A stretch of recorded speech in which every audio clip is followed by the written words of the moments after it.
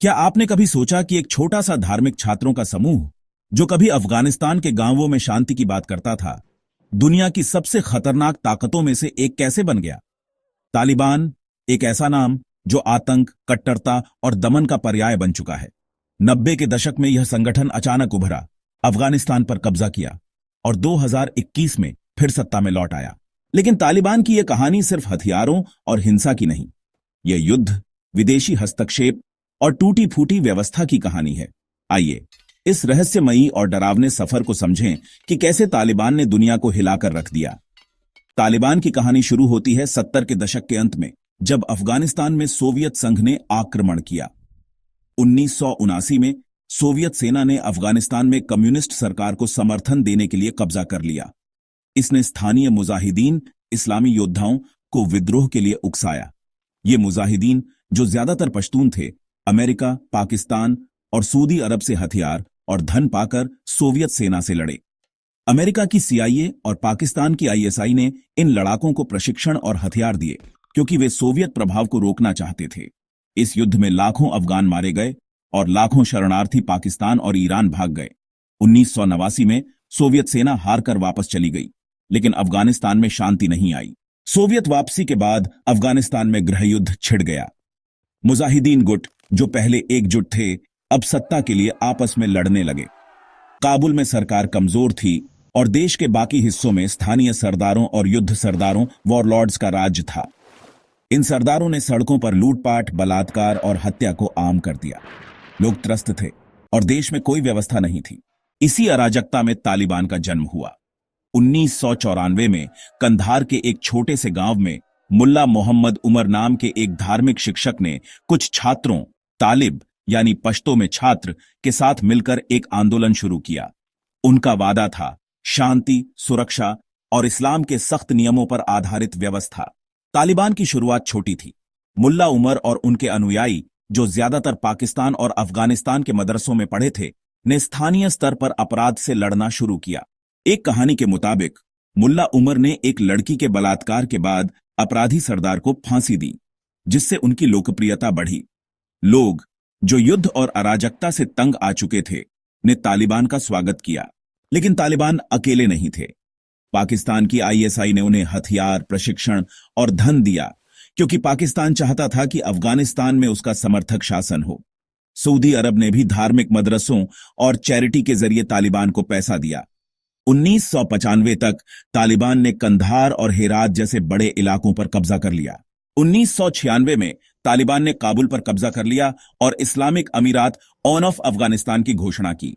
उन्होंने सख्त शरिया कानून लागू किए, जो दक्षिण एशिया के दियोबंदी इस्लाम और पश्तून परंपराओं, पश्तूनवाली का मिश्रण था। औरतों को बुर्का पहनना अनिवार्य किया गया। उनकी शिक्षा और नौकरी पर पाबंदी लगी।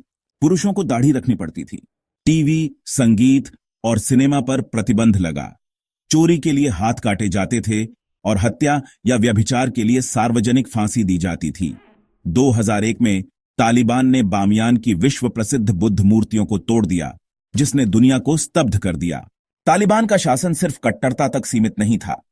उन्होंने अफीम की खेती पर रोक लगाकर और अपराध पर काबू पाकर कुछ हद तक स्थिरता लाई।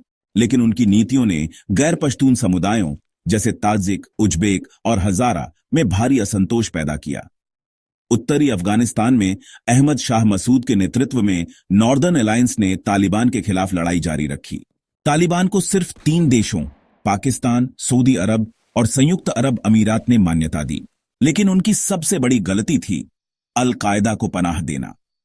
1990 के दशक में तालिबान ने ओसामा बिन लादेन और उनकी अल कायदा को अफगानिस्तान में शरण दी। बिन लादेन ने तालिबान को वित्तीय और सैन्य मदद दी और बदले में उन्हें आतंकी प्रशिक्षण शिविर चलाने की छूट मिली। 11 सितंबर 2001 को अल कायदा ने अमेरिका में वर्ल्ड ट्रेड सेंटर और पेंटागन पर हमले किए। अमेरिका ने तालिबान से बिन लादेन को सौंपने की मांग की, लेकिन मुल्ला उमर ने इनकार कर दिया। नतीजा, अक्टूबर 2001 में अमेरिका और उसके सहयोगियों ने अफगानिस्तान पर हमला कर दिया। कुछ ही हफ्तों में तालिबान का शासन ढह गया और वे पहाड़ों और पाकिस्तान की सीमा पर छिप गए। 2001 से 2021 तक तालिबान ने अमेरिका और नाटो बलों के खिलाफ गुरिल्ला युद्ध लड़ा।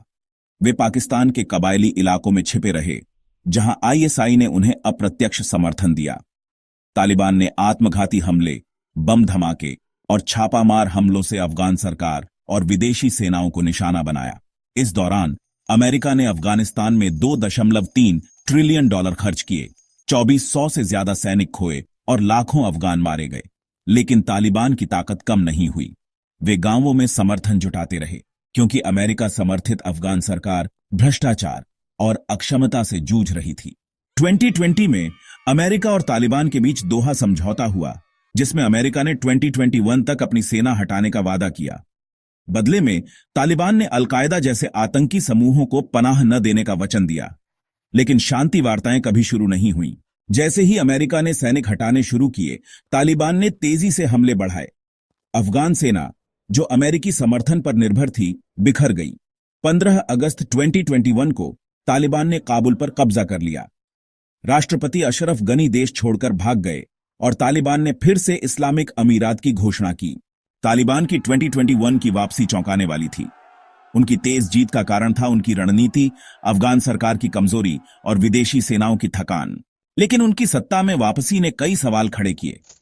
तालिबान ने वादा किया था कि वे उदार शासन देंगे, लेकिन उन्होंने फिर से सख्त शरिया लागू की। लड़कियों की माध्यमिक शिक्षा पर रोक, औरतों के काम और यात्रा पर पाबंदियां और विरोधियों की हत्या ने दुनिया को निराश किया। संयुक्त राष्ट्र और कई देशों ने उनकी सरकार को मान्यता नहीं दी। अफगानिस्तान की अर्थव्यवस्था चरमरा गई, क्योंकि विदेशी सहायता बंद हो गई और संपत्तियां जम गईं। 90% से ज्यादा अफगान गरीबी में जी रहे हैं और लाखों भूखमरी के कगार पर हैं। तालिबान की ताकत का एक बड़ा कारण है उनका संगठन। मुल्ला हैबतुल्ला अखुंदजादा, जो 2016 से उनका नेता है, ने सत्ता को केंद्रीकृत किया है। वे कंधार से शासन चलाते हैं और अपने सलाहकारों पर भरोसा करते हैं। तालिबान में 2 मुख्य गुट हैं, कंधार गुट, जो अधिक स्थानीय और कट्टर है, और हक्कानी नेटवर्क, जो पाकिस्तान से जुड़ा है और वैश्विक जिहाद में रुचि रखता है। यह आंतरिक विभाजन भविष्य में उनकी एकता को चुनौती दे सकता है। साथ ही इस्लामिक स्टेट खोरासान (ISKP) जैसे समूह तालिबान के लिए खतरा हैं, जो शिया और अन्य अल्पसंख्यकों पर हमले करते हैं। तालिबान की कहानी में कई किरदार हैं। पाकिस्तान ने उनकी शुरुआत से मदद की, लेकिन अब वह तहरीक-ए-तालिबान पाकिस्तान (TTP) के हमलों से परेशान है। अमेरिका ने मुजाहिदीन को हथियार देकर अप्रत्यक्ष रूप से तालिबान की नींव रखी, और अफगान लोग, जो युद्ध और गरीबी से त्रस्त हैं, तालिबान के वादों और दमन के बीच फंसे हैं। तालिबान की विचारधारा, देवबंदी इस्लाम और पश्तून राष्ट्रवाद का मिश्रण, उन्हें स्थानीय समर्थन देती है, लेकिन वैश्विक मंच पर अलग थलग करती है। यह कहानी सिर्फ तालिबान की नहीं, यह अफगानिस्तान की त्रासदी की कहानी है। एक ऐसा देश जो सदियों से विदेशी आक्रमणों और आंतरिक संघर्षों का शिकार रहा। तालिबान की उभरती और गिरती ताकत हमें सिखाती है कि कट्टरता और विदेशी हस्तक्षेप कितना नुकसान कर सकते हैं। लेकिन यह सवाल भी छोड़ती है, क्या तालिबान बदल सकता है? क्या अफगानिस्तान कभी शांति देखेगा?